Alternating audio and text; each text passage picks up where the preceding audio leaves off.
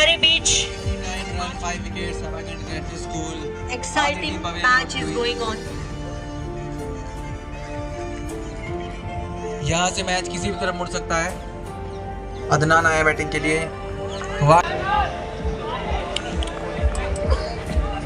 We start here now. As you see that match is going on, but इस बीच में हम कुछ सक्षम अभी 4 विकेट ले चुके हैं। काफी बढ़िया बॉलिंग का प्रदर्शन। 6 विकेट।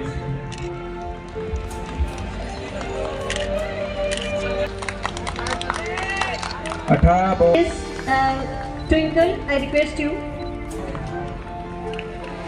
16 बॉल में 35 रन चाहिए यहाँ पे। She is our BTech AIDS first year student. Wide लेकर और 2 रन मिलते हुए अगली गेंद यॉर्कर किताब बॉलर ने मिस फील्ड करी और 1 रन दिया। कमाल की बॉलिंग को हर चीज में सपोर्ट करके इस इवेंट को सक्सेसफुली बनाने में हमारी हेल्प। कीपर बॉलर को थोड़ी so from our students this is the bouquet to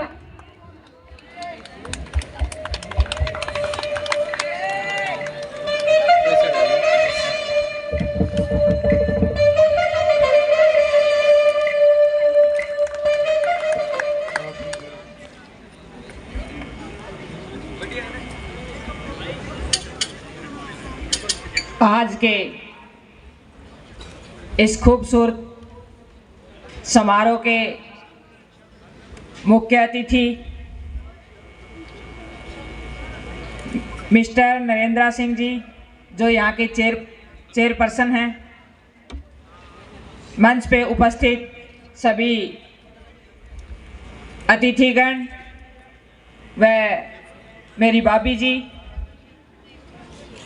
मेरे साथ में आई मेरी साथी सुनीता मलिक जी, मेरे सामने मेरे देश की धड़कन, मेरे देश की रीढ़ की हड्डी, सभी युवाओं को, इस पूरी मैनेजमेंट को, इस खूबसूरत समारोह के रंग लगाने वाली पूरी टीम को, पत्रकार भाइयों को, सभी को मैं नमस्कार करती हूँ, प्रणाम करती हूँ।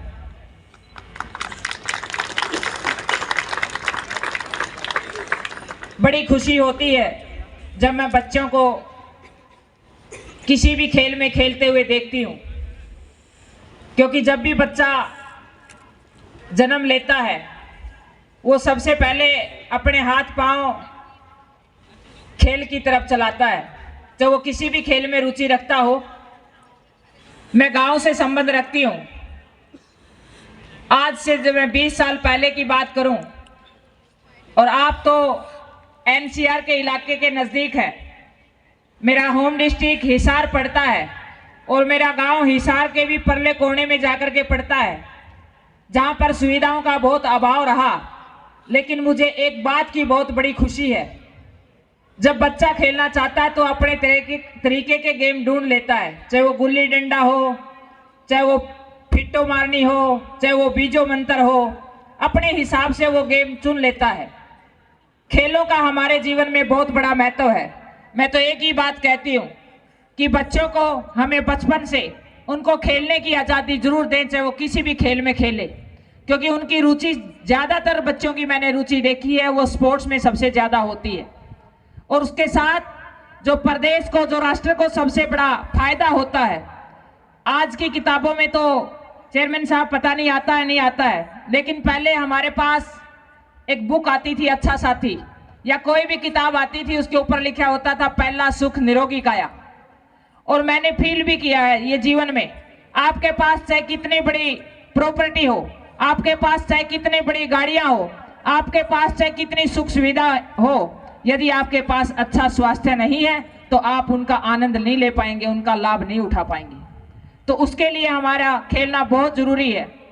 मैंने जीवन में जो मेरी सबसे बड़ी खुशी रही वो खेल रहा, मैंने कबड्डी खेली, खो खो खेली, लेकिन एक ऐसा गेम जो हर लोग मुझे पूछते हैं, मैं जब भी निकलती हूँ, मैंने अपनी जीवन में अपनाया एडवेंचर। अभी मैं जो युवा भाइयों को देख रही थी जो खेल खेल रहे थे, क्रिकेट खेल रहे थे, क्रिकेट हमारे देश का एक ऐसा गेम है जो हर प्लेटफॉर्म पे हर व्यक्ति उसको देखता है, उसको हर वर्ग साथ देता है, आपका हौसला भी बढ़ाते हैं, ताड़ी भी बजाते हैं। और सबसे बड़ी प्रॉब्लम होती है जो खेल खेलने के लिए अच्छा इक्विपमेंट आपको मिले कहाँ से, आर्थिक रूप से आप कैसे आज़ाद हो। शायद क्रिकेट को जितनी आर्थिक मजबूती मिलती है शायद इतना किसी गेम को नहीं मिलता है। लेकिन मैं ये कहती हूँ, अगर आपके अंदर जुनून है, आपके अंदर इच्छा शक्ति है, तो आप कुछ भी अचीव कर सकते हैं। मैंने अपने जीवन में एडवेंचर को अपनाया। जब मैंने 2008 में एडवेंचर की शुरुआत की तो उस गेम को कोई नहीं जानता था। मैंने मेरे अपने साथियों के साथ शेयर किया कि मैं ये खेलना चाहती हूँ। सभी ने मेरा मजाक उड़ाया कि ये पहाड़ों पे चढ़ना भी कोई गेम होता है, ये कोई खेल होता है। हाँ, मैं बता देना चाहती हूँ, वो खेल नहीं है, वो साहसिक खेल है। आप जो कबड्डी, कुश्ती, रेसलिंग, ये जो क्रिकेट जो आप खेल रहे हैं ये खेल है, लेकिन एडवेंचर साहसिक खेल है। उसके लिए आपके अंदर साहस होना चाहिए, जज्बा होना चाहिए, इच्छा शक्ति होनी चाहिए, वो दृढ़ इच्छा शक्ति होनी चाहिए। क्योंकि आपको पता है बड़े बड़े तूफानों से आपने लड़ना होगा, विदाउट ऑक्सीजन आपने 2-2 महीने वहां पे रहना होगा। खर में ठहरी हरियाणा की बेटी, जहाँ दूध दही का खाना, वो मेरा हरियाणा। वहां पर मैंने ग्रीन टी और उस काली काली चाय से भी समझौता करना होगा। बहुत सारी विपरीत चुनौतियां, एक लड़की होने के नाते रातों को क्लाइंबिंग करना, भारी भरकम बैग उठा करके कंधे पे चलना, बहुत सारी चुनौतियां हैं थी मेरे सामने।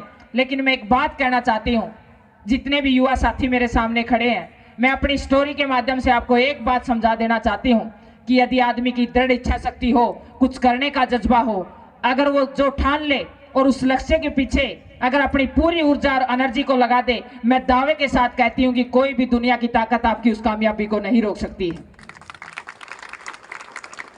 जब मैंने अपने गेम की शुरुआत की, कोई भी नहीं जानता था इतना महंगा गेम। एक मिशन को करने के लिए कम से कम 40 लाख रुपए लग जाते हैं। और ये तो मैं नॉर्मल सी बात बता रही हूँ, दाल रोटी के हिसाब से किया जाता है। अगर आप थोड़ी सी और सुविधा लेके अच्छे इक्विपमेंट के साथ उस गेम को खेलना चाहते तो और महंगा हो जाता है। एक मिशन को करने के लिए कम से कम 40 लाख रुपए लग जाते हैं। और मैंने उस विश्व की सबसे ऊंची चोटी पर एक बार नहीं, 2 बार नहीं, 3 बार अपने देश का तिरंगा लहराने का शुभ अवसर मिला। चाइना व नेपाल दोनों साइड से एवरेस्ट करने वाली मैं पहली भारत की बेटी बनने का मुझे अवसर मिला, मौका मिला।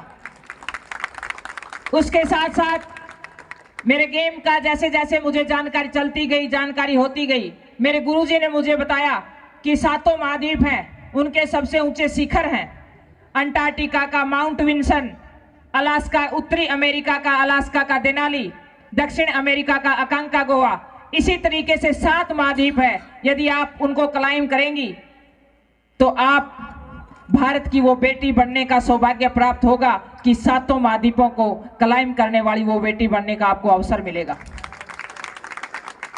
मैंने अपने मिशन को ठाना और मेरा गेम ऐसा है जिसको सरकार भी नहीं समझती, ना स्पॉन्सर आसानी से देती। सरकार का सिर्फ इतना सा सपोर्ट रहता है कि मुझे छुट्टियां मिल जाती हैं उसके लिए, लेकिन उसको मैंने अपने दम से बोलना सीखा, ठोकरें खाई, गांव की गलियों से चली, खेतों की पगडंडियों से निकल करके, और मैंने अपने आप को तराशा, किताबें पढ़ी, अपना अनुभव जाना। बहुत सारी चुनौतियां मेरे सामने आई, उन चुनौतियों से, उन समस्याओं से मैंने सीखा और मैंने बोलना सीख लिया। और मैं बोलती बोलती छोटे छोटे प्रोग्राम करती और मैं उन कंपनियों में पहुंची। उन कंपनियों से मैंने मोटिवेशनल स्पीकर के रूप में काम करके मैंने अपने गेम को चलाया और वो देश को उपलब्धि दी।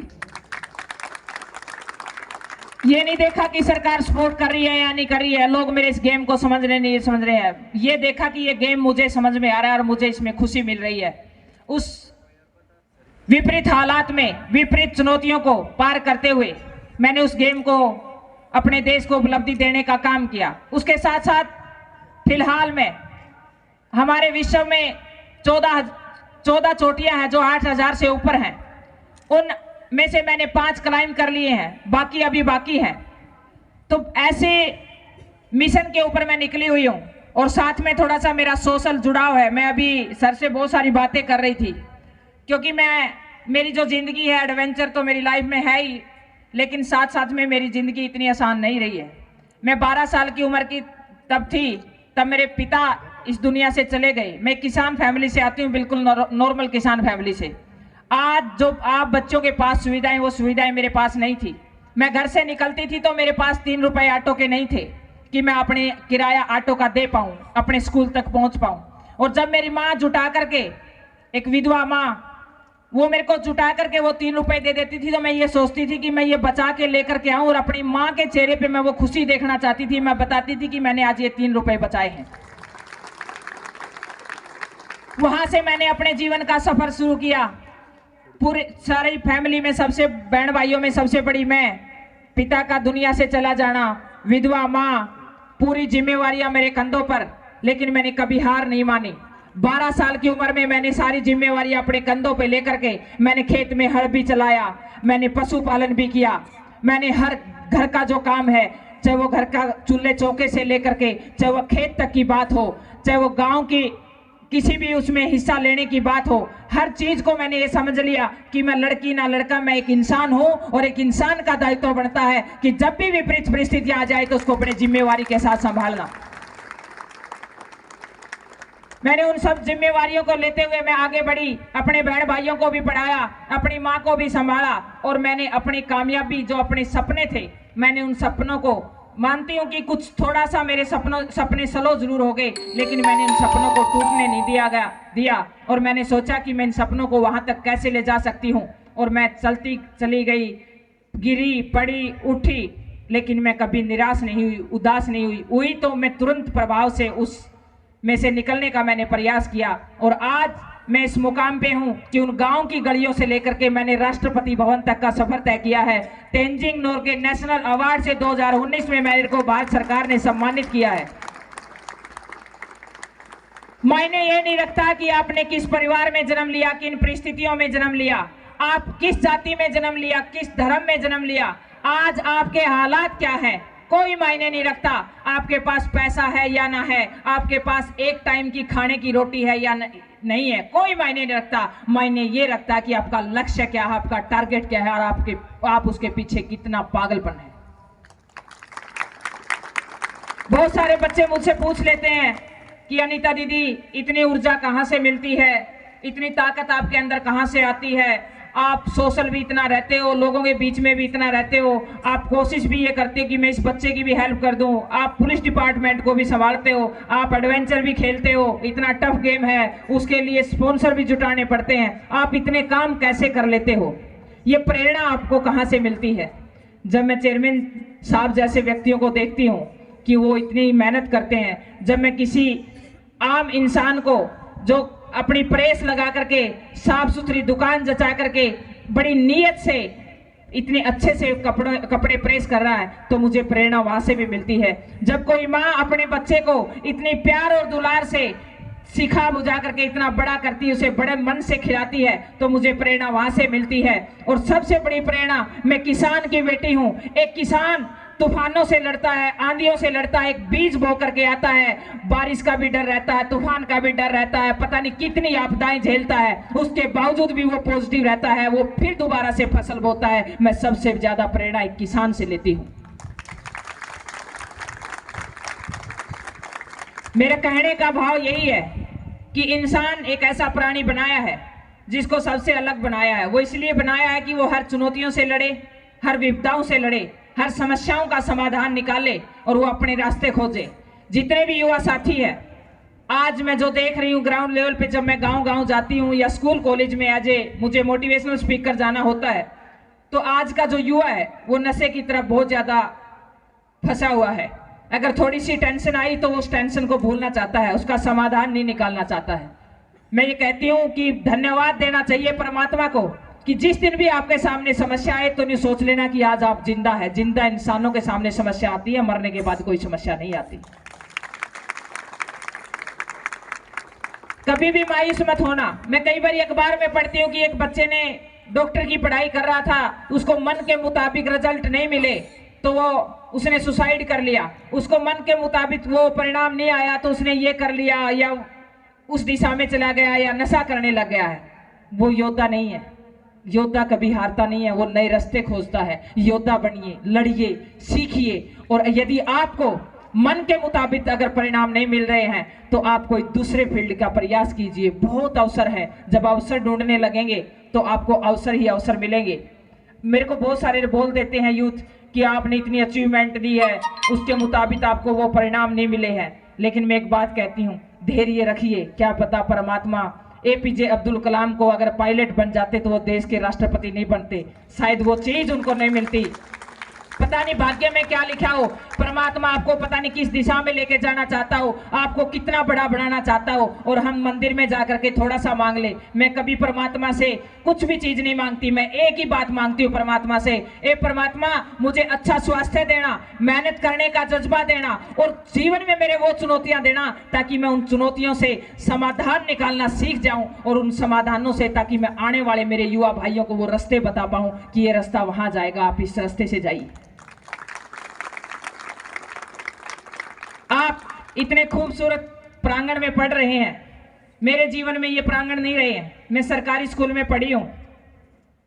ऐसा दौर देखा है कि मेरे पेरेंट्स के पास फीस देने के लिए नहीं थी, मैंने फीस देने के लिए भी खुद स्ट्रगल करना पड़ता था। मैं प्रिंसिपल के पास जाती थी, अपनी परिस्थितियां बताती थी, उसके बाद अपनी फीस माफ कराती थी, अपने बहन भाइयों को पढ़ाती थी, उनकी भी फीस का जुगाड़ करती थी। बहुत सारी ऐसी क्रिटिकल सिचुएशन रही है, आप सोच भी नहीं सकते। और एक टाइम की रोटी पता नहीं बनेगी या ना बनेगी, मेरी माँ पता नहीं किस स्थिति में हमारे साथ रहेगी या ना रहेगी, वो हमारे साथ कितने दिन तक जीवन जी पाएगी। लेकिन उस पॉजिटिविटी ने, उस मेहनत ने, उस लगन ने आज इस मुकाम पे पहुंचा दिया कि आज सभी बहन भाई कामयाब हैं, वो अपने अपने डिपार्टमेंट में कामयाब हैं और मेरी माँ स्वस्थ है और आज मैं आपके सामने हूँ, आज मैं जीवित हूँ।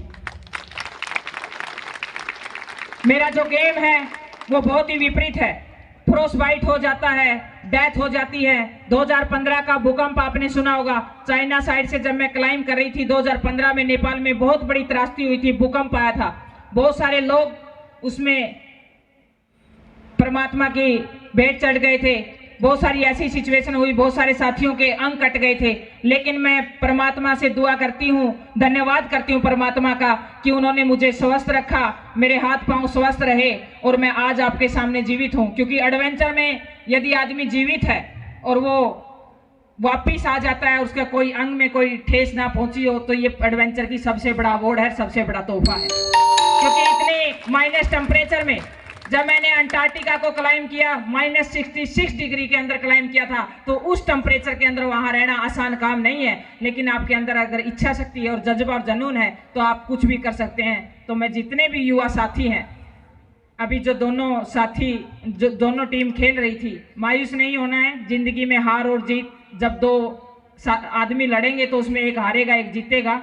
हार जीत वाले के पास ट्रॉफी होगी, लेकिन हारने वाले के पास अनुभव होगा जो बाकी साथियों को शेयर करेगा, वो सबसे ज्यादा जरूरी होता है।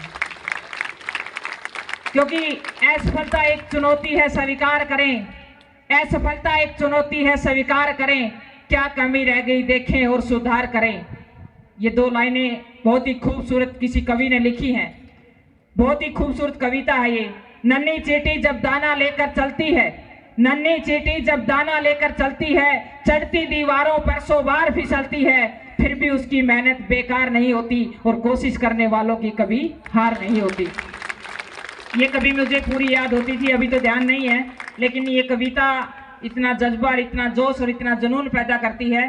तो हमें पढ़ते भी रहना चाहिए, हमें आसपास के माहौल से भी सीखते रहना चाहिए। हर इंसान, चाहे वो कोई भी व्यक्ति है, वो आपको सिखा के जाता है। बहुत कुछ सीखने को मिलता है। जब हम पूरे समाज के अंदर खुली आंखों से निकलते हैं तो हर व्यक्ति आपको, हर प्राकृतिक चीज़ें भी हमारे को सिखाती हैं, ये बिल्डिंग भी हमारे को बहुत कुछ सिखाती है। हर चीज़ हमारे को, हमारे अंदर सीखने की इच्छा शक्ति होनी चाहिए। मैं आप सभी का दिल से धन्यवाद करती हूं कि आपने मुझे इस खूबसूरत प्रोग्राम में बुलाया, और ख़ास करके मैं धनखड़ साहब का बहुत ही धन्यवाद करना चाहूँगी। आज सर नहीं है, ओपनिंग पे थे, जिनके सानिध्य में रह करके मैं बहुत कुछ सीखती हूँ और जिन्होंने मुझे हमेशा बहुत अच्छे अच्छे मंचों पे बुलाया भी है और मुझे बड़ा सम्मान भी करते हैं और हमेशा एक बेटे की तरह मोटिवेट करते हैं कि अनीता आगे बढ़ो, आपके अंदर वो काबिलियत है कि आप बहुत सारी युवाओं की आवाज़ बन सकती हो, बहुत सारे युवाओं को रास्ता दिखा सकती हो। और मैंने बहुत सारे गाँव में कार्यक्रम भी किए हैं, मैं जाती रहती हूँ, मुझे अच्छा लगता है बुजुर्गों के बीच में बैठना।